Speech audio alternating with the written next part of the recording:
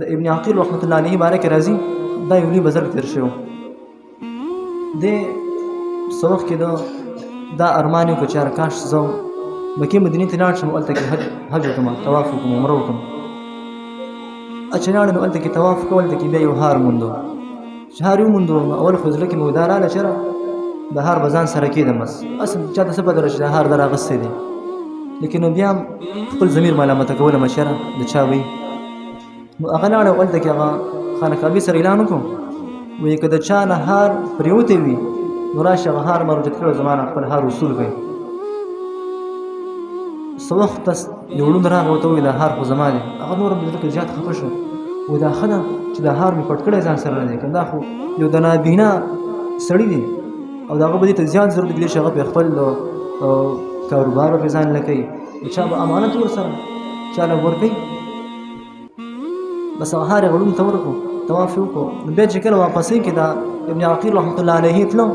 کور ته نو یو علاقه کې د باندې مونږ ټیم راغی دغه مونږ کوو چې مونږ کوو نو هغه د علاقې امام موجود نه بس دا تجمع ورکړو نو چې د جمع په داخله کو ډیر زیات خوښ شو چې دا خو واجبہ نوراني چهره ول خدای ورکړی دا هغه وتل چې موږ دلته تاسو امام کو وتل چې تاسو امام هغه ته چې زمونږ امام وفات شوی دی او بس موږ بدل دغه تار امامت بس دلته په تنخواه تعالی مقرر کړو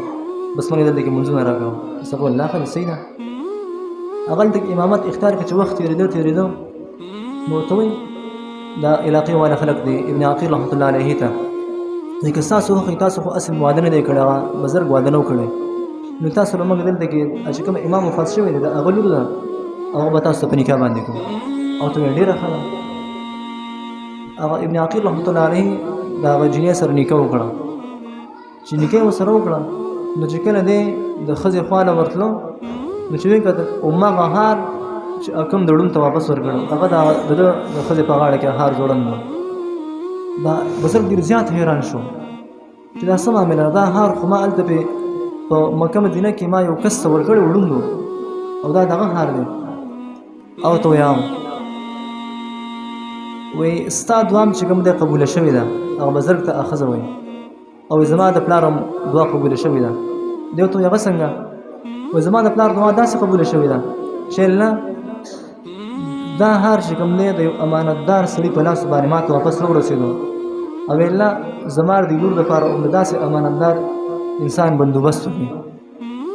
او احساس دغه دعا خدا قبول شو الله تعالی مت داسې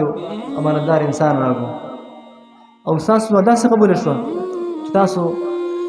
مالی حالات خنو الله تاسو له مال هم درکو د خزې په صورت کې هغه ته مال هم ملو شو مطلب دا لکه خدای ولا خزه ورغله سره د مال له خدای خزه ورغله او تاسو د کور سوال وکړه الله تعالی د کور هم درکو الله تعالی د لبیم درکو نو دغه یو عمل د وجنه چې هغه صرف پر دې ماده زړه خنه کو چې وی مونږ ميلانو کا کس واپس هار ورکو اوس هغه دام کولی شو هغه چاري دي چې هغه هر ځان سره په دلی کې چولې پټي خو دی نو هغه ته الله تعالی په آخرت کې به اسم ولا خمامل ورکړي وګوره په دنیا کې هغه ته سمرا سملاو شو الله تعالی ولا کورم ورکو الله تعالی ولا بیبي ورکړه الله تعالی ولا مال ورکړه چې کله انسان زړه دنه صفاوي او دا زړه کې مخلص وي والله تعالی هغه په دنیا باندې ناکام کوي او کنه د زړه کې